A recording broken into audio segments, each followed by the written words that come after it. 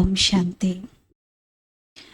చదువు ఎటువంటి స్థితిలో ఉన్నటువంటి వారినైనా ఉన్నత స్థాయికి తీసుకెళ్లేందుకు, చాలా ఉత్తమంగా తయారేందుకు ఒక సాధనంగా మారుతుంది. బాబా ఈరోజు ఈ చదువుతో మీరు పేదవారు షావుకారులుగా అవ్వచ్చు, జన్మ జన్మల కోసం సుసంపన్నంగా అవ్వచ్చు అన్నారు. మొత్తం అంతా ఆధారం చదువు పైనే ఉంది. ఇప్పుడు మన దగ్గర ఏముంది ఏం లేదు అనే దానిపైన భవిష్యత్తు ఆధారపడి ఉండదు. భవిష్యత్తు కేవలం ఇప్పుడు మనం ఎంత చదువుకుంటున్నామో, ఎంతగా ఈ విద్యను ధారణ చేస్తున్నామో, దీని ఆచరణలో పెడుతున్నాము, దీనిపైనే మన భవిష్యత్తు జన్మలన్నీ కూడా డిపెండ్ అయి ఉంటాయి. మరి అలాంటి ఉన్నతమైనటువంటి చదువును చాలా ఏకాగ్రంగా ఒక్కొక్క వాక్యాన్ని వరదానంగా స్వీకరిస్తూ విందాము. 11 अक्टूबर मुरली। मीठे बच्चे, ये पढ़ाई बहुत सस्ती और सहज है। पद का आधार गरीबी व शाहूकारी पर नहीं, पढ़ाई पर है, इसलिए पढ़ाई पर पूरा ध्यान दो। మధురమైన పిల్లలు, ఈ చదువు చాలా చవకగా ఉంటుంది, అలాగే సహజమైనది. పదవికి ఆధారము పేదరికము లేక సావుకారుగా ఉండటము కాదు. చదువు పైనే మొత్తం ఆధారం ఉంది. అందుకే ఈ చదువు పైన పూర్తిగా శ్రద్ధ వహించండి. మధురమైన పిల్లలు, ఈ చదువు చాలా చవకనైనది, అలాగే సహజమైనది, ఈజీ. ఇందులో ఏమీ టఫ్ జాబ్ లేదు. చాలా అస్సలు డిఫికల్ట్ ఇది అర్థం చేసుకోవడం, ఇది అస్సలు నాకు ఈ లెసన్ ఇంతవరకు రాదు అలా అనే విషయాలే లేవు. చాలా తేలికగా, చాలా ఈజీగా ఈ చదువును అభ్యాసం చేయవచ్చు. ఇందులో మనం పొందబోయేటువంటి పదవికి ఆధారం ఇప్పుడు మనం పేదవారిగా ఉన్నామా, సావుకారులుగా ఉన్నామా, దీంతో సంబంధం లేదు. మనం ఎంత చదువుకుంటున్నాం, ఎంతవరకు విన్నటువంటి దాన్ని ధారణ చేస్తున్నాం, ఎంతవరకు దీన్ని మననం చేస్తూ చింతన చేస్తూ అనుభవపూర్వకంగా ఇతరులకు కూడా పంచుతున్నాం, ఇది మన పదవికి ఆధారం అవుతుంది. అందుకే బాబా బాగా చదువుకోండి, శ్రద్ధ వహించండి అంటున్నారు. ప్రశ్న, జ్ఞాని తో ఆత్మ కా పెహ్లా లక్షణ్ కౌన్ సా హై? జ్ఞాని ఆత్మ యొక్క మొదటి లక్షణం ఏమిటి? జవాబు, వహ్ సభీ కే సాత్ అతి మీఠా వ్యవహార్ కరేంగే. వారు అందరితో అతి మధురంగా వ్యవహరిస్తారు. కిసీ సే దోస్తి, కిసీ సే దుష్మనీ రఖనా ఏ జ్ఞానిత్వ ఆత్మ కా లక్షణ్ నహీ. కొందరితో స్నేహం, కొందరితో శత్రుత్వం కలిగి ఉండటం ఇది జ్ఞాని ఆత్మ లక్షణం కాదు. బాప్ కి శ్రీమత్ హై, బచ్చే అతి మీఠా బనో. బాబా శ్రీమతం ఏమిటి అంటే పిల్లలు అతి మధురంగా కండి. ప్రాక్టీస్ కరో, మే ఆత్మ ఇస్ శరీర్ కు చలా రహీ హూ. మీరు ప్రాక్టీస్ చేయండి, నేను ఆత్మను ఈ శరీరాన్ని నడిపిస్తూ ఉన్నాను అని.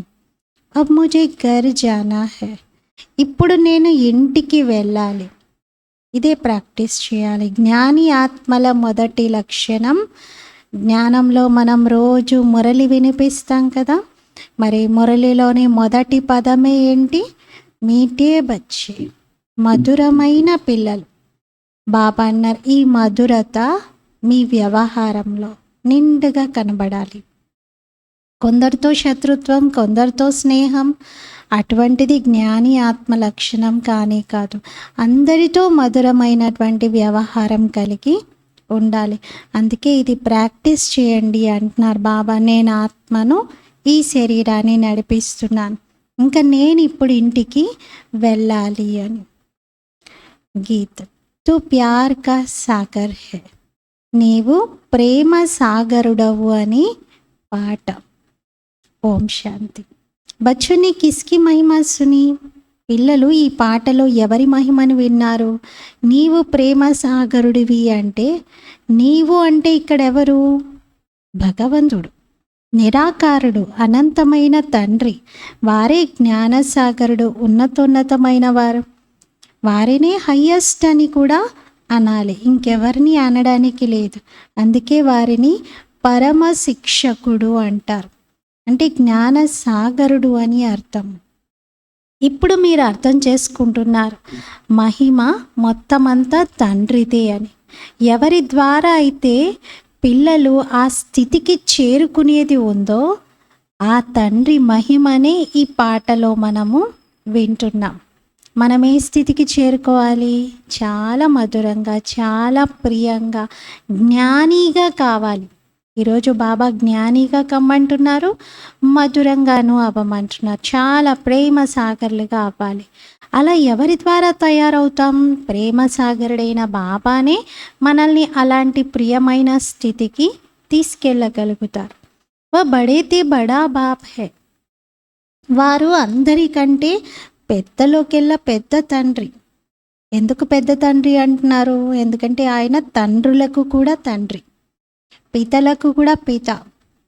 మనము ప్రజాపిత అని బ్రహ్మన్ అంటాం, కానీ ప్రజాపితకి కూడా పిత పరమపిత. ధర్మపితలకు కూడా పిత పరమపిత. వీరు ఒక సాధువు సన్యాసి కాదు, వీరు అనంతమైన తండ్రి, నిరాకారుడైన పరంపిత పరమాత్ముడు. మరి మన బుద్ధిలో ఉంది, బాబాయే మాకు అనంతమైన మాత, పిత, పతి, సర్వ సంబంధాలు. అందుకే బాబా అన్నారు, పిల్లలు మీకు ఆ నష ఉండాలి. నేను ఎవరి సంతానాన్ని, నేను ఎవరి పత్నిని, నేను ఎవరి మిత్రుడిని, ఈ నష ఉండాలి. కానీ పిల్లల్లో నష స్థిరంగా ఉండట్లేదు అంటున్నారు. గడియ గడియ పిల్లలు మర్చిపోతూ ఉంటారు. వీరు ఉన్నతోన్నతమైన వారు, అలాగే మధురాతి మధురమైన తండ్రి. అర్థకల్పంగా అందరూ వీరిని జ్ఞాపకం చేస్తూ ఉన్నారు. లక్ష్మీనారాయణలను కూడా శివబాబాని జ్ఞాపకం చేసినంతగా చెయ్యరు. శివబాబా స్మృతి మొత్తం సృష్టిలో అర్థకల్పంగా చేస్తూ ఉన్నారు. భక్తులకు భగవంతుడు ఒక్కరే అనేది తెలుసు, వారే నిరాకారుడు. వారిని అందరూ జ్ఞాపకం చేస్తున్నారు. కొందరు లక్ష్మీనారాయణలను, కొందరిని విఘ్నేశ్వరుణ్ణి, ఇలా ఎంతోమందిని పూజిస్తూ ఉన్నారు.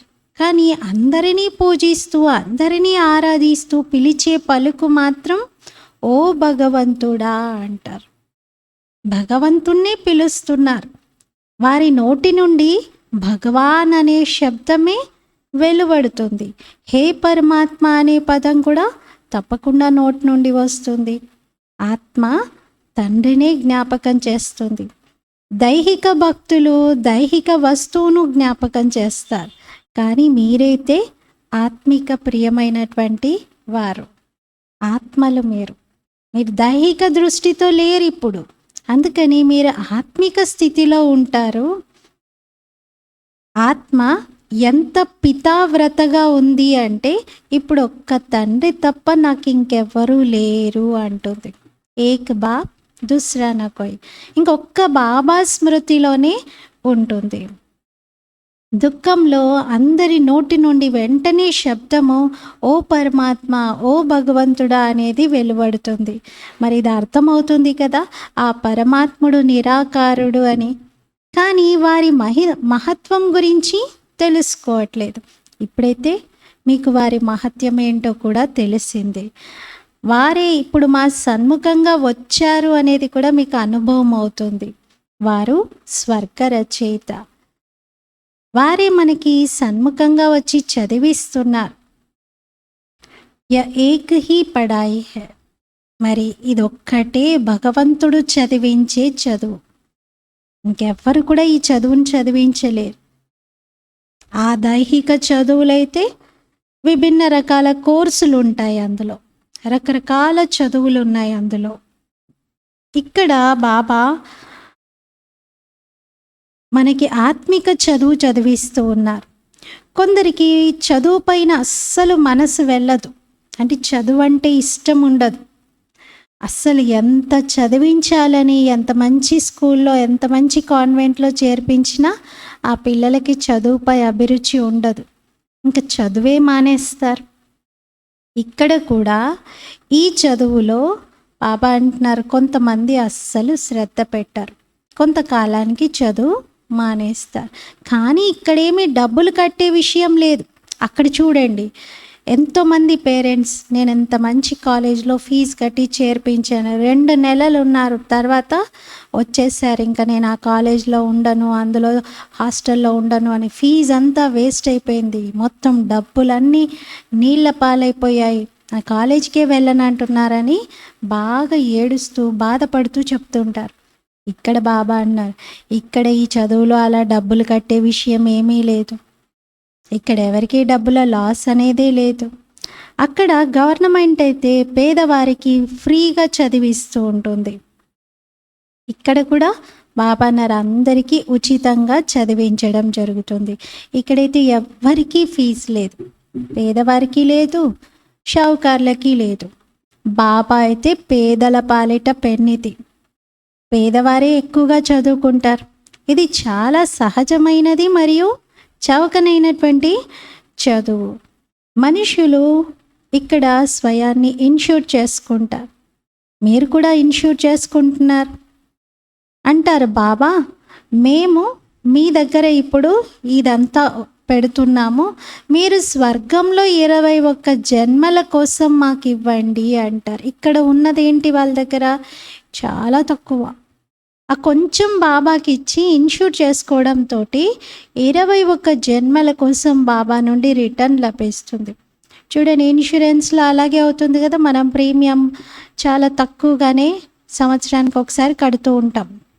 కానీ మనకు ఒక్కసారిగా ఏదైనా ఆపద వచ్చి అవసరం ఏర్పడితే 5 లక్షలు, ఎన్నో లక్షల వరకు, ఎంతైతే మనం ఆ ప్యాకేజ్ తీసుకున్నామో అంతవరకు మొత్తం అమౌంట్ మనకి ఇవ్వడానికి సిద్ధంగా ఉంటారు. అలా ఇన్ష్యూర్ చేసుకోవడంతో లాభం ఉంటుంది. మరి పిల్లలు కూడా పాప వద్ద ఇన్ష్యూర్ చేసుకుంటూ ఉంటారు. భక్తి మార్గంలో ఈ విధంగా ఎవరు కూడా అనరు, హే పరంపిత పరమాత్మ మాకు 21 జన్మల కోసం వారసత్వం ఇవ్వండి అని అనరు. ఇప్పుడు మీరు తెలుసుకున్నారు, డైరెక్ట్గా ఇక్కడ మీరు ఈశ్వరుడి దగ్గరే ఇన్ష్యూర్ చేసుకుంటూ ఉన్నారు. మరి ఈశ్వరుడే కదా ఫలం ఇచ్చేవాడు. ఫలం ఇచ్చేటువంటి వారి దగ్గరే డైరెక్ట్గా చేసుకుంటున్నాం, ఇంకా వయాలో వెళ్ళే అవసరం లేకుండా. అందరూ ఈశ్వరార్థం అంటూనే ఎవరెవరికో దానం చేస్తూ ఉంటారు. కానీ డైరెక్ట్గా ఈశ్వరుడే మన ఎదురుగా వచ్చినప్పుడు అతనికే, వారికే ఇవ్వడంతో ఎంత మంచిగా, ఎంత కరెక్ట్గా, ఎంత అక్యురేట్గా మనకి రిటర్న్ లభిస్తుంది. కొందరు సాధు సన్యాసులు లేక రిద్ధి సిద్ధి చేసేవారు కూడా ఉంటారు. కానీ బాబా అన్నారు, ఇచ్చేవాడు ఈశ్వరుడే, ఎవరికైనా ఇచ్చేది ఈశ్వరుడే. ఆత్మ అంటుంది కదా ఇచ్చేదంతా ఈశ్వరుడు అని. దాన పుణ్యాదులు మొదలైనవి చేస్తారు, మరి దానికి కూడా ఫలం ఇచ్చేవాడు ఈశ్వరుడే. బాబా అయితే ఏమంటారు, నేను చాలా పెద్ద ఇన్సూరెన్స్ మ్యాగ్నెట్ని అంట, నేను అందరికీ రిటర్న్ ఇస్తాను, అందరూ నా దగ్గర ఇన్ష్యూర్ చేసుకోవచ్చు అని. మరి ఈ చదువులో ఎలాంటి ఖర్చు లేదు, బాబా అర్థం చేయించారు. పేదవారిది కూడా అంతే ఇన్ష్యూర్ అవుతుంది. షావుకారులు లక్షలు ఇన్ష్యూర్ చేసుకున్నా, పేదవాళ్ళు చాలా తక్కువ ధనమే ఇన్ష్యూర్ చేసుకున్నా ఇద్దరికీ సమానంగానే లభిస్తుంది. ఎందుకంటే బాబా అంటారు, పేదవారి 1 రూపాయి షావుకారుల 5,000 సమానము. అందుకే ఎవరు ఎంత చేసుకుంటే అంత పొందుతారు కాదు, ఎంత పర్సంటేజ్ మన దగ్గర ఎంత మనం సంపాదిస్తున్నాం, దాంట్లో మనం ఎంత తీసి భగవంతుని కార్యంలో ఖర్చు చేస్తున్నాము, దానిపైన ఆధారపడి ఉంటుంది. అందుకే బాబా అంటున్నారు, పేదవారు లేక సావుకారులు అందరూ బాబా నుండి వారసత్వాన్ని పొందడానికి హక్కుదారులు. మొత్తం ఆధారం అంతా చదువు పైన ఉంది. అయితే ఈ చదువు స్పెషాలిటీ ఏంటి అంటే దీనికి ఫీజు లేదు. పేదవారు మంచిగా చదువుకుంటారు, ఉన్నత పదవిని పొందుతారు, షావుకార్ల కంటే కూడా గొప్ప పదవిని పొందుతారు. చదువులో సంపాదన ఉంది. లౌకిక ప్రపంచంలో కూడా చూస్తున్నాం కదా, చాలా పేదవారు కష్టపడి చదివి చదువుతో ఉన్నత పదవులను అధిష్ఠిస్తున్నారు. సంపన్నంగా ఉన్న కుటుంబాల్లోని వాళ్ళు కూడా వాళ్ళ దగ్గరికి వెళ్ళాల్సి వస్తుంది, ఎందుకంటే వాళ్ళు అంత ఉన్నత హోదాల్లో సెటిల్ అవుతున్నారు. కానీ అంతకుముందు చాలా పేదవారు చదువుకోకముందు, చదువు పూర్తి కాకముందు ఒక్కసారిగా చదువు పూర్తి చేసుకున్నారు, చాలా పెద్ద పెద్ద పోస్టులలో చాలా హై శాలరీస్తో చాలా ఉన్నత స్థాయిలో సెటిల్ అవుతున్నారు. అలా లౌకిక ప్రపంచంలోనే చూస్తున్నాం. మరి మనకైతే జన్మ జన్మల పదవి పొందుతున్నాం అనేది అర్థమైంది. ఇంకా బాగా మనం చదువుకోవాలి, చదువుతో చాలా సంపాదించుకోవచ్చు అంటున్నారు. చాలా ఈజీ ఈ చదువుకోవడం, మరి చాలా చీప్ కూడా అంటున్నారు. దీనిలో ఏం ఖర్చు పెట్టేది లేదు, కేవలం మనుష్య సృష్టి వృక్షం యొక్క ఆది మధ్య అంత్యాన్ని తెలుసుకోవాలి. మనుష్య మాత్రులు ఎవ్వరికీ దీని గురించి తెలియదు. త్రికాలదర్శిగా ఎవరూ లేరు. అందరూ బేఅంత్ అంటారు, అనుకుంటారు మనుష్య సృష్టికి బీజం పరమాత్ముడు అని. ఇది తలక్రిందులుగా ఉన్న వృక్షం. మళ్ళీ ఏమంటారంటే యథార్థంగా మాకు తెలీదు అంటారు. నిజంగా యథార్థంగా చెప్పగలిగేదైతే బాబాయే కదా. వాస్తవాలన్నీ బాబా చెప్తున్నారు, ఎందుకంటే బాబా నాలెడ్జ్ఫుల్గా ఉన్నారు. మొత్తం ఆధారం చదువుపైనే ఉంది అంటున్నారు. కాబట్టి పిల్లలు మీరు బాగా చదువుకోండి. ఇప్పుడు మీరు నంబర్ వారీ పురుషార్థం అనుసారంగా ఈ విషయాలన్నీ తెలుసుకుంటున్నారు. మీరు మాస్టర్ జ్ఞాన సాగర్లుగా ఉన్నారు. అయితే బాబా అన్నారు అందరూ ఒకే రకంగా అయితే ఉండరు. చదువుకునే వాళ్ళు ర్యాంకింగ్స్ ఉంటాయి కదా, నంబర్ వారీగా ఉంటారు. కొందరు పెద్ద నదిగా, కొందరు చిన్న నదిగా ఉన్నారు. అందరూ వారి వారి పురుషార్థం చేస్తూ ఉన్నారు. చదువును బట్టి ఎంత చదువుకుంటున్నారో అంత మీకు తెలుసు. అనంతమైన తండ్రి మనకు చదివిస్తున్నారు. మనం వారి పిల్లలుగా అయ్యాం కాబట్టి వారి శ్రీమతం పైన పూర్తిగా నడుచుకోవాలి. కొందరి గురించి ఏమంటారంటే పాపం వాళ్ళు పరవశమైపోయి ఉన్నారు అంటారు. అంటే మాయకు వశమైపోయినటువంటి వారు ఉల్టా మతం పైనే నడుస్తూ ఉంటారు. శ్రీమతం భగవాను వాచ. శ్రీమతం అనేది మనకి శ్రీరామ రక్ష అంటారు కదా. అలా శ్రీమతం పైన నడిచాము అంటే భగవంతుని రక్షణలో, భగవంతుని ఛత్రఛాయలో సేఫ్గా ఉంటాం. శ్రీమతం ఏది బాబా చెప్తే అది బ్లైండ్గా మనం ఫాలో అవ్వచ్చు. ఇంకేదైనా మన్మతం పరమతం మిక్స్ చేశాము అంటే దానికి బాబా బాధ్యులు కాదు. శ్రీమతంతో శ్రేష్టాతి శ్రేష్టమైన దేవీ దేవతగా అవుతాం. మొట్టమొదట నిశ్చయం ఏర్పడాలి, అప్పుడే బాబాను కలుసుకోగలుగుతారు. నిశ్చయం లేకుండా బాబాను కలిసిన లాభం ఉండదు. బాబాకు అర్థమైపోతుంది ఈ పిల్లలకు అసలు ఏమీ అర్థం కాలేదు, జ్ఞానము నిశ్చయమే లేదు తండ్రి పైన, వచ్చి ఇక్కడ కూర్చున్నారు అనేది తెలిసిపోతుంది. అందుకే బాబా మిలనానికి తీసుకెళ్లే ముందు పిల్లలకి నిశ్చయం బాబా పైన ఉందా లేదా, సరిగ్గా అర్థం చేసుకున్నారా, ఇవన్నీ చూడాలి. ఆత్మల తండ్రి వారు, ఇదైతే అర్థమవుతుంది. వారే మనకి వారసత్వాన్ని ఇస్తూ ఉన్నారు. ఈ నిశ్చయము అతి కష్టంగా పిల్లల్లో నిలుస్తుంది అంటున్నారు. ఎప్పుడైతే బుద్ధిలో ఈ నిశ్చయం ఏర్పడుతుందో, రిటర్న్లో రాతపూర్వకంగా రాసి ఇస్తారో బాబా వద్దకి అది పంపించాలి. బాబా ఈ నిశ్చయ పత్రం ఫలానా పిల్లలది, వాళ్ళు రాసి ఇచ్చారు ఈ విధంగా అని. మొదట్లో అయితే ఒక 108, 100 పాయింట్స్ అలా రాసి ఇవ్వమనేవారంట. అంటే మాకు బాబా పైన నిశ్చయం ఉంది, భగవంతుడి స్వయంగా బ్రహ్మ శరీరంలో ప్రవేశించి చదివిస్తున్నారు అని. ఈ జ్ఞానం స్వయం శివ పరమాత్ముడు వినిపిస్తున్న సత్యమైన గీత అని నాకు నిశ్చయం ఉంది. ఇలా నిశ్చయంతో కూడినటువంటి చాలా పాయింట్స్, 108 పాయింట్స్ వరకు రాయమని చెప్పేవారంట. మరి అలా నిశ్చయం ఉందా లేదా అనేది తెలుసుకొని అప్పుడు బాబా మిలనానికి అనుమతి ఇవ్వండి అంటారు బాబా. బాబాకు కూడా చూడగానే అర్థమైపోతుంది ఈ పిల్లలకు బాగా నిశ్చయం ఉంది అని.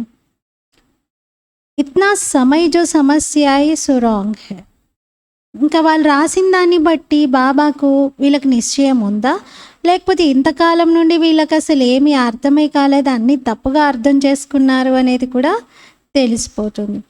ఈశ్వరుడు సర్వవ్యాపి కాదు, మరి వారు మనందరికీ అనంతమైన తండ్రి. నిజంగా భారతదేశంలో కల్పకల్పము సంగమయుగంలో అనంతమైన తండ్రి వస్తారు, అవతరిస్తారు, వారే వారసత్వాన్ని ఇస్తారు. మరి సంగం యుగంలోనే సేమ్ ఇదే సమయానికి గత కల్పంలో కూడా లభించింది, ఇప్పుడు కూడా లభిస్తుంది.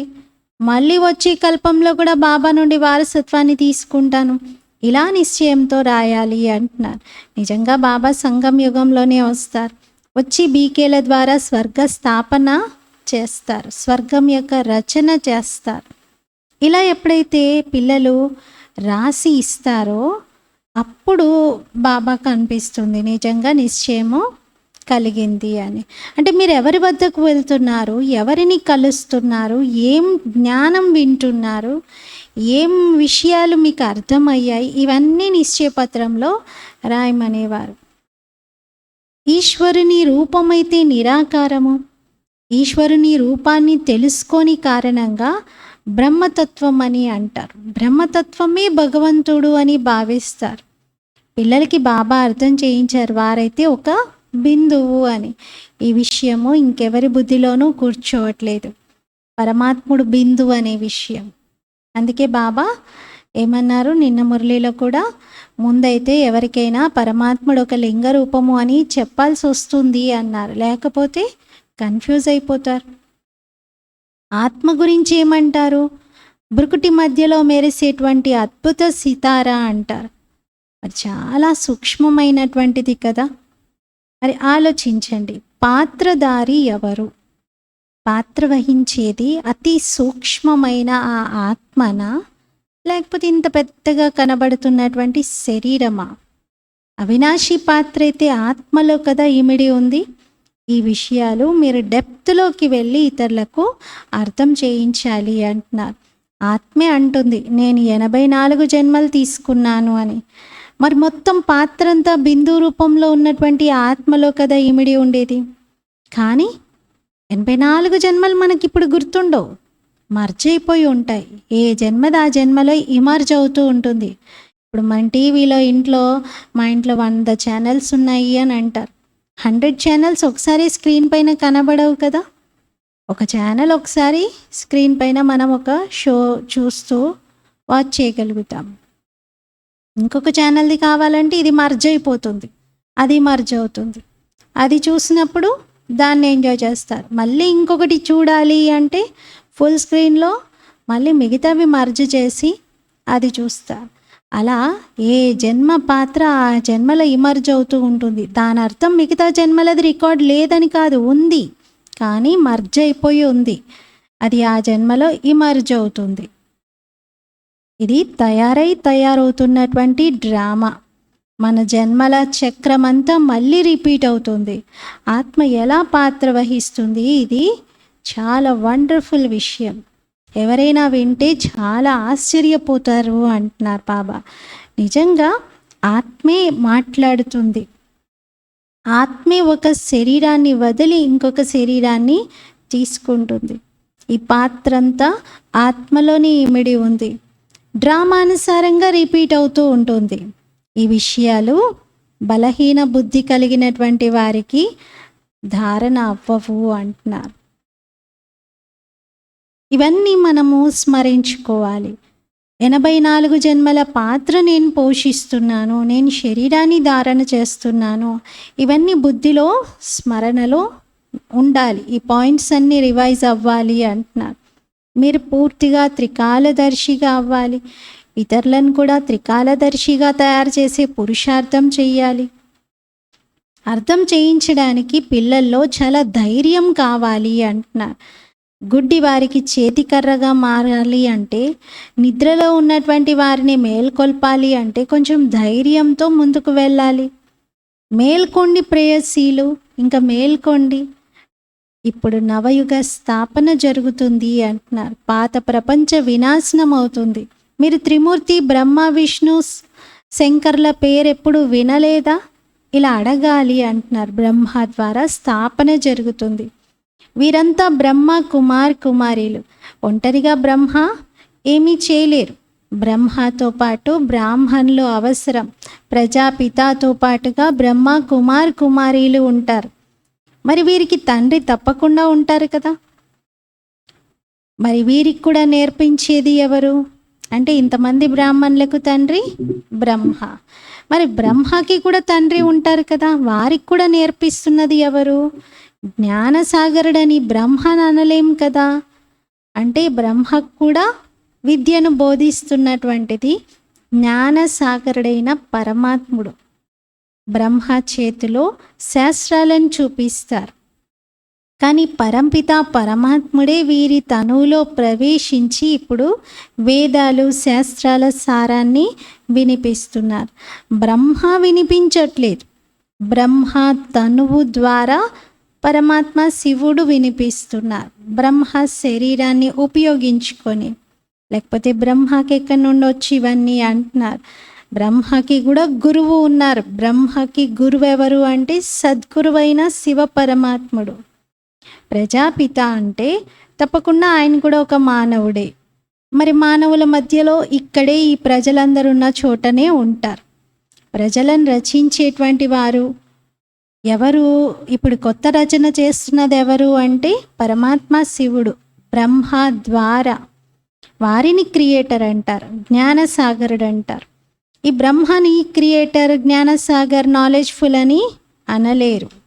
జ్ఞానసాగరుడు భగవంతుడే. వారు ప్రజాపిత బ్రహ్మ ద్వారా చదివిస్తున్నారు. దీనిని జ్ఞాన కలశం అని అంటారు. మొత్తం అంతా ధారణ పైన ఆధారపడి ఉంది అంటున్నారు బాబా. ఇన్షూర్ కరో నా కరో ఏ తుమారే ఊపర్ హై. మీరు ఇన్షూర్ చేసుకుంటారా చేసుకోరా మీ ఇష్టం అంటున్నారు. బాబా అయితే చాలా మంచిగా ఇన్షూర్ చేసుకున్నారు. బ్రహ్మ బాబా అయితే ఫుల్ ఇన్షూర్ చేసుకున్నారు. శివబాబా ఇన్సూరెన్స్ మ్యాగ్నెట్ ఉన్నారు. భక్తి మార్గంలోనూ జ్ఞాన మార్గంలో కూడా బాబా ఇన్సూరెన్స్ మ్యాగ్నెట్. ఎంతోమంది చేత బాబా ఇన్షూర్ చేయించారు. అందుకే భక్తి మార్గంలో కూడా ఈశ్వరార్థం అంటూ దానం చేసేవారు. బాబా దానికి ఎన్నో రెట్లు మళ్ళీ ఇచ్చేవారు. బాబా వారసత్వాన్ని ఇస్తారు. ఇస్తే శాంతిధామం, లేకపోతే సుఖధామానికి పంపిస్తారు. శాంతి యొక్క వారసత్వాన్ని కావాలనుకునే వారికి శాంతి, సుఖం కావాలనుకున్న వారికి సుఖం. కల్పకల్పం శాంతి వారసత్వం కూడా తీసుకుంటారు. ఇప్పుడు మీరు పురుషార్థం సుఖం యొక్క వారసత్వం తీసుకోవడానికే చేస్తున్నారు. ఇందులో చదువుకోవాలి, చదివించాలి. బాబా ఎంత మధురాతి మధురమైనటువంటి వారో, వారి రచన అయిన మీరందరూ కూడా అంతే మధురాతి మధురంగా ఉండాలి అంటున్నారు. స్వర్గం ఎంత మధురమైనది. పరంధామం మన ఇల్లు కూడా, ఇంటికి పేరేమని ఇచ్చారు బాబా? Sweet home. అది మరి స్వర్గం అనే పేరు వినగానే ఎంత సంతోషం కలగాలి మీకు అంటున్నారు. ఎవరైనా మరణిస్తే స్వర్గస్థులయ్యారు అని బాధగా దుఃఖంలో చెప్తూ ఉంటారు. అసలు స్వర్గం అనగానే సంతోషం కలగాలి, కానీ బాధతో ఏడుస్తూ స్వర్గస్థులయ్యారు అనడం అంటే అసలు అర్థం ఏంటి అంటున్నారు బాబా. ఒకప్పుడు నిజంగా నరకంలో ఉంటేనే ఇప్పుడు స్వర్గానికి వెళ్ళారు అని చెప్తున్నట్టు కదా.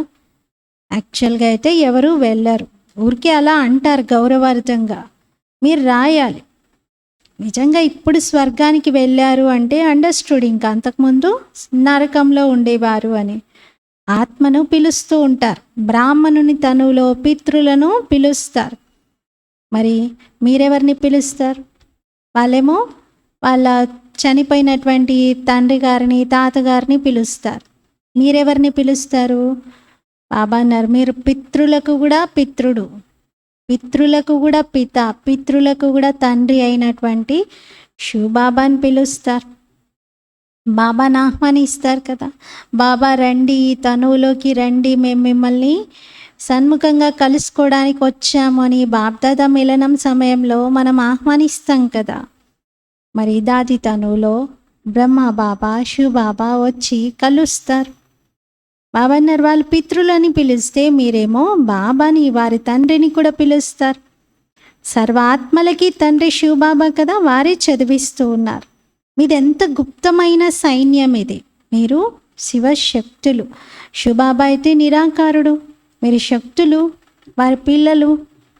శక్తి ఆత్మలో నిండుతుంది అంటున్నారు.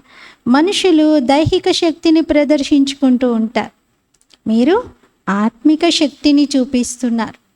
దైహిక శక్తిని ప్రదర్శించే వాళ్ళు రెజ్లర్స్ ఉంటారు, బాక్సర్స్ ఉంటారు, ఇంకెన్నో రకాలుగా ఫిజికల్గా వారికి ఉన్నటువంటి ఫిట్నెస్ని చూపిస్తారు. మీదైతే ఆత్మిక శక్తి, యోగ బలం. యోగం చేయడంతో ఆత్మ పవిత్రంగా అవుతుంది, ఆత్మలో పదును వస్తుంది. మీలో మమ్మ చాలా చురుకైనటువంటి వారు, జ్ఞాన వీణం మ్రోగించడంలో. అందుకే బాబా అన్నారు, మమ్మ యొక్క జ్ఞాన ఖడ్గం అందరికంటే తీక్షణమైనది. ఇదేమీ స్థూలమైనటువంటి కత్తులు, ఖడ్గాలు వీటి విషయం కాదు. జ్ఞానంలో బాబా అంటారు, మమ్మ మాటలో ఉన్నటువంటి ఆ పవర్ అది. మమ్మ ధారణతో, మమ్మ చెప్పేటువంటి మాటల్లో అంత పవర్ నిండేది. అందుకే జ్ఞానదేవి సరస్వతిగా ఉన్నారు. ఆత్మకి ఇప్పుడు అర్థమైంది, నాలో జ్ఞాన శంఖధ్వని చేసేటువంటి మంచి అభిరుచి ఉంది, లేదా నాలో మంచి కళ బాబా నింపారు, విశేషత ఉంది అని. నేను శంఖధ్వనిని చేయగలుగుతాను అని. కొందరు అంటారు, నేను శంఖధ్వని చేయలేను, నేను జ్ఞానం చెప్పలేను అని. బాబా అంటారు, జ్ఞానం యొక్క శంఖధ్వని చేసే పిల్లలు నాకు ఎంతో ప్రియమైనటువంటి వారు. బాబాకు చాలా ఇష్టం అలాంటి పిల్లలంటే. ఎందుకంటే నా పరిచయం ఇస్తారు కదా జ్ఞానం ఆధారంగా, జ్ఞానం చెప్తూ నన్ను అందరికీ పరిచయం చేయిస్తారు కాబట్టి ఆ పిల్లలంటే నాకు ప్రియము అంటున్నారు. అనంతమైన తండ్రిని జ్ఞాపకం చేయాలి. ఇది ఈ మాట చెప్పడం కూడా జ్ఞానం ఇవ్వడమే కదా అంటున్నారు. అంటే బాబా ఏంటంటే, పిల్లలు మీరందరూ నాకు ప్రియమే, బాగా చెప్పొచ్చిన వాళ్ళని అనుకోకండి. జ్ఞానం ఇవ్వడం అంటే పెద్ద స్పీచే కాదు. మీరు కనీసం అనంతమైన తండ్రి పరమాత్ముని మనం అందరం జ్ఞాపకం చేయాలి, మనం ఆత్మలమని. ఈ 2 మాటలైనా ఎవరికైనా చెప్పొచ్చు. ఇది చెప్పినా కూడా మీరు జ్ఞానం వినిపించినట్లే. అలా జ్ఞాని పిల్లలంటే నాకు చాలా ప్రియము అంటున్నారు. బాబాని జ్ఞాపకం చేయాలి. ఇందులో నోటితో మాట్లాడుతూ చెప్పేదేమీ లేదు. స్మృతి విషయం చెప్తున్నారు బాబా. జ్ఞానం వినిపించడం అయిపోయింది. ఇప్పుడు యోగం విషయంలో నోటితో ఉచ్చరించేది ఏమీ లేదు, శబ్దం చేసేది ఏమీ లేదు. లోపల అర్థం చేసుకోవాలి, నాకెవరు చదివిస్తున్నారు, ఏ జ్ఞానం నేను వింటున్నాను. ఇప్పుడు నేను ఇంకా తిరిగి ఇంటికి వెళ్ళాలి. బాబా నాకు నిరంతరం జ్ఞాపకం చేయమనేటువంటి హోంవర్క్ ఇచ్చారు. నేను బాబాని స్మృతి చేయాలి, నా వికర్మలన్నింటినీ వినాశనం చేసుకోవాలి. ఇదే ఆలోచన ఉండాలి. భగవాను వాచ మన్మనాభవ. మరి తప్పకుండా నిరాకారుడే చెప్పగలుగుతారు కదా, మనసును నాపైన లగ్నం చేయండి అని. సాకారంగా ఉన్నవారు ఎలా చెప్తారు నన్నే జ్ఞాపకం చేయండి అని? ఇది నిరాకారుడైన శివబాబా చెప్తున్నారు, హే ఆత్మలు నన్ను జ్ఞాపకం చేయండి, నేను మీ అందరికీ తండ్రిని అని. నన్ను జ్ఞాపకం చేస్తే అంతమతిని బట్టి గతి శ్రేష్టమైనది లభిస్తుంది అంటున్నారు. దీన్ని హిందీలో అయితే అంతమతి సోగతి అంటారు. అంటే చివరి సమయంలో మీకు ఎలాంటి స్మృతి ఉంటుందో, ఎలాంటి స్థితి ఉంటుందో దాని ఆధారంగా నెక్స్ట్ తీసుకోబోయేటువంటి జన్మ, నెక్స్ట్ పొందబోయేటటువంటి ఫలం, ప్రాప్తి లేదా ప్రాలబ్ధం లభిస్తుంది అని. మీరు ఆత్మలు ఈ శరీరం ద్వారా చెప్తున్నారు, నేను జీవాత్మను, బాబా స్మృతిలో ఉన్నాను అని. బాబా కూడా ఆత్మలందరితో చెప్తున్నారు మన్మనాభవ అని. మీరు ఆత్మలు నా వద్దకే వచ్చేవారు ఉన్నారు. మరి ఇప్పుడు ఆత్మాభిమానిగా కావాలి, మంచి రీతిగా ప్రాక్టీస్ చేయాలి. నేను ఆత్మను, ఈ శరీరాన్ని నడిపించేవాడిని అని. ఇంకా తిరిగి ఇంటికి వెళ్తున్నాను ఇప్పుడు అని. బాబా అంటారు, నడుస్తూ తిరుగుతూ లేస్తూ కూర్చుంటూ నన్ను జ్ఞాపకం చేయండి. ఎవరైతే అశాంతిని వ్యాపింపజేస్తారో వారు పదవి భ్రష్టులుగా అవుతారు. ఇందులో అయితే మీరు చాలా చాలా మధురంగా అవ్వాలి. గాయనం ఏమని ఉంది? పాటలో ఉంది కదా! ఎంత మధురమైన వారు, ఎంత ప్రియమైన వారు శివబోలా భగవంతుడు అని మంచి పాట ఉంది. బ్రహ్మ బాబా సాకారంగా ఉన్నప్పుడే తయారైనటువంటి పాట ఇది. కిత్నా మీఠా కిత్నా ప్యారా శివ్ బోలా భగవాన్ అని. మరి మీరు వారి పిల్లలు కదా! భోలా భగవంతుని పిల్లలు ఎలా ఉండాలి? భోలాగా, అమాయకంగా, ఫస్ట్ క్లాస్, అందరికీ మార్గాన్ని చూపించాలి. వికారాలంటేనే మీకు అసలు దానికి నాలెడ్జ్ అవసరం లేదు అంటున్నారు. అస్సలు వాటికి దూరంగా ఉండాలి. బాబాని జ్ఞాపకం చేయాలి, అప్పుడే స్వర్గానికి యజమానిగా అవుతారు. ఇంకెవరితోనూ ఇటువంటి ఒప్పందం మీరు చేసుకోలేరు అంటున్నారు. బాబా స్మృతిలో ఉంటే బాబా స్వర్గానికి యజమానిగా చేస్తానంటున్నారు. ఇంకెవరు కూడా నేను మీ స్మృతిలో ఉంటానండి, నాకు ఏదైనా పదవి ఇచ్చేసేయండి అంటే ఇస్తారా?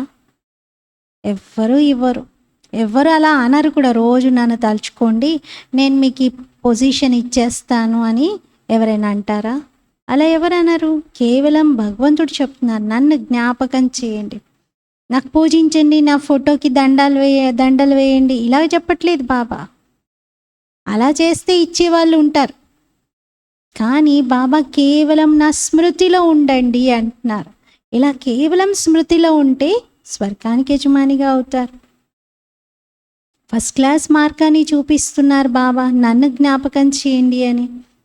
బాబాని చాలా ప్రేమతో జ్ఞాపకం చేయాలి, ఎక్కువ జ్ఞాపకం చేయాలి. ఎందుకంటే ఎంత సుఖం లభిస్తుంది. మరి మనం పిలిచాం కదా పతిత పావన రండి అని, ఆత్మలే పతితంగా అయ్యాయి. మరి ఆత్మతో పాటుగా శరీరం కూడా పతితంగా మారింది. ఆత్మ శరీరం రెండూ పతితంగా మారాయి. వాళ్ళు ఏమంటారంటే ఆత్మ నిర్లేపి, అసలు ఆత్మ ఎప్పుడు పతితంగా అవ్వదు అంటారు, కానీ కాదు. పరంపిత పరమాత్ముడు ఎప్పుడూ పతితంగా అవ్వరు, అంతేగాని ఆత్మ అవుతుంది. పరమాత్ముడు నిర్లేపనాలి, ఎందుకంటే పరమాత్మకి పాపం పుణ్యం ఇవేవి అంటుకో, ఇవేవి దశలు వారికి ఉండవు. ఆత్మకైతే అన్నీ ఉంటాయి కదా, ఆత్మలో తుప్పు చేరుతూ ఉంటుంది. మరి మీరు ప్రతి ఒక్కరూ సతో రజో తమో అన్ని స్థితులను దాటుతారు. ఈ అన్ని పాయింట్స్ ధారణ చేసి చాలా మధురంగా అవ్వాలి. అంతేకాని కొందరితో శత్రుత్వం, కొందరితో స్నేహం అలా ఉండకూడదు. దేహ అభిమానంలోకి వచ్చి ఇతరుల సేవను తీసుకోవడం, ఒకచోటే కూర్చొని అందరి చేత చేయించుకుంటూ ఉండడం, ఇది రాంగ్ అంటున్నారు బాబా. అది అస్సలు చేయకూడదు. ఎవరితో మనం మన సేవను, వ్యక్తిగతమైన సేవను చేయించుకోకూడదు. అది బాబా దేహాభిమానం అని అంటారు. అచ్చా, मीठे मीठे सिकीलते बच्चों प्रति मात पिता बाप दादा का याद प्यार और गुड मॉर्निंग. रूहानी बाप की रूहानी बच्चों को नमस्ते.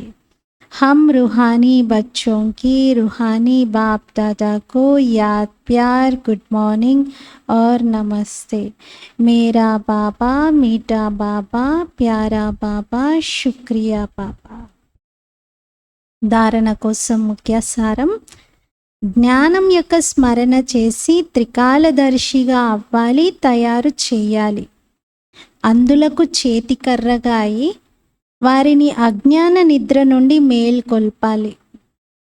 సెకండ్ పాయింట్, 21 జన్మల కోసం తనదంతా ఇన్ష్యూర్ చేసుకోవాలి. తోడుగా జ్ఞానం యొక్క శంఖధ్వని చెయ్యాలి. బాబా ఫస్ట్ పాయింట్లో త్రికాలదర్శిగా అవ్వాలి, తయారు చేయాలి అంటున్నారు. జ్ఞానాన్ని బాగా చింతన చేస్తూ, అలాగే గుడ్డివారికి దారి చూపించండి అన్నారు. సెకండ్ పాయింట్లో అనేక జన్మల కోసం ఎన్ష్యూర్ చేసుకోవాలి. ఇది చాలా ఇంపార్టెంట్. ఇన్ష్యూర్ చేసుకున్నామా అనేది ఎన్ష్యూర్ కూడా చేసుకోవాలి. అంటే ఒకసారి చెక్ చేసుకోవాలి, ఇన్సూరెన్స్ నేను కరెక్ట్గా చేసుకుంటున్నానా లేదా. జన్మల కోసం నేను రిటర్న్ తీసుకునేది ఉంది కాబట్టి ఇప్పుడు ఇక్కడ మన దగ్గర ఏది ఉంటే దాన్ని ఇన్ష్యూర్ చేసుకోవాలి. దాంతో పాటుగా బాబా శంఖధ్వని చేయండి అంటున్నారు. वरदानम, अपनी जिम्मेवारियों के सब बोझ बाप को दे, सदा निश्चिंत रहने वाले सफलता संपन्न सेवादारी भव. తన బాధ్యతల అన్ని బరువులను బాబాకు ఇచ్చేసి సదా నిశ్చింతంగా ఉండేటువంటి సఫలతా సంపన్న సేవాదారి భవ. తన బాధ్యతల బరువులన్నింటినీ బాబాకి ఇచ్చి సదా నిశ్చింతంగా ఉండే సఫలతా సంపన్న సేవాదారి భవ. ఏ పిల్లలైతే స్వయం తేలికగా ఉంటారో వారు సేవ మరియు ఎంత తేలికగా ఉంటారో అంత సేవ మరియు స్వయం సదా పైకి ఎక్కుతూ ఉంటారు. అంత సేవ చేస్తారు, తన స్థితిని కూడా పైకి తీసుకెళ్తూ ఉంటారు, అనగా ఉన్నతిని పొందుతూ ఉంటారు. కాబట్టి అన్ని బాధ్యతల బరువును బాబాకి ఇచ్చేసి స్వయం నిశ్చింతంగా ఉండండి. ఏ బరువులు ఇప్పటి వరకు మోస్తూ ఉన్నా ఇప్పుడు బాబాకి ఇచ్చేసి నిశ్చింతంగా ఉండండి. ఎందుకంటే బరువులన్నీ బాబాకి ఇచ్చిన వాళ్ళకు లాభాలేంటి? ఒకటి, తేలికగా ఉంటారు, వాళ్ళ ద్వారా సేవ బాగా జరుగుతుంది, వాళ్ళు కూడా పైకి వెళ్తూ ఉంటారు. లైట్గా ఉన్న వస్తువు ఏదైనా పైకి ఎగురుతుంది కదా, అలా. కిసీ భీ ప్రకార్ కే మైపన్ కా బోజ్ నా హో. ఏ రకమైనటువంటి నాది అనే బరువు ఉండకూడదు. కేవలం స్మృతి యొక్క నశాలో ఉండండి. బాబా తోడుగా కంబైన్డ్ అయిపోయి ఉండండి.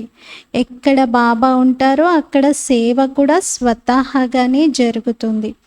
చేసి చేయించేవాడు బాబా. కరణ్ కరావన్హార్ బాబా, వారు చేయిస్తూ ఉన్నారు. కావున తేలికగా ఉండండి, ఇంకా సఫలత సంపన్నంగా అయిపోతారు. చేసి చేయించేవాడు బాబా అని అనుకుంటే తేలికగాను ఉంటారు, సఫలత కూడా సంపన్నంగా లభిస్తుంది. స్లోగన్. बेहद ड्रामा के हर दृश्य को निश्चित जानकर సదా నిశ్చింత రహో. అనంతమైనటువంటి డ్రామాలోని ప్రతి దృశ్యాన్ని ఆల్రెడీ ఫిక్స్ అయిపోయింది అని భావిస్తూ సదా నిశ్చింతంగా ఉండండి. అనంతమైన డ్రామాలోని ప్రతి దృశ్యం కూడా నిశ్చితమైపోయి ఉంది, ఫిక్స్ అయిపోయి ఉంది అని సదా నిశ్చింతంగా ఉండండి. ఇంకా చింత అవసరం లేదు. జరగకూడదు ఏదో జరుగుతుంది అని అనుకోవద్దు, జరిగేదే జరుగుతుంది. జరగకూడదు జరిగింది అంటే డ్రామాలో లేనిది జరిగినట్టు. కానీ బాబా ఏమంటున్నారంటే డ్రామా యొక్క ప్రతి సీన్ ఆల్రెడీ ఫిక్స్డ్, నిశ్చితమై ఉంది. కాబట్టి మీరు నిశ్చింతంగా ఉండండి. ఈరోజు స్వమానము. నేను సఫలతా సంపన్న సేవాదారిని. నేను సఫలతా సంపన్న సేవాదారిని. దీనికోసం బాధ్యతల బరువులన్నిటినీ బాబాకి ఇచ్చేసి తేలికగా ఉండాలి. తేలికగాను ఉంటే మనం సేవ బాగా చేయగలుగుతాం, ఉన్నతంగా కూడా కాగలుగుతాం. ఓం శాంతి.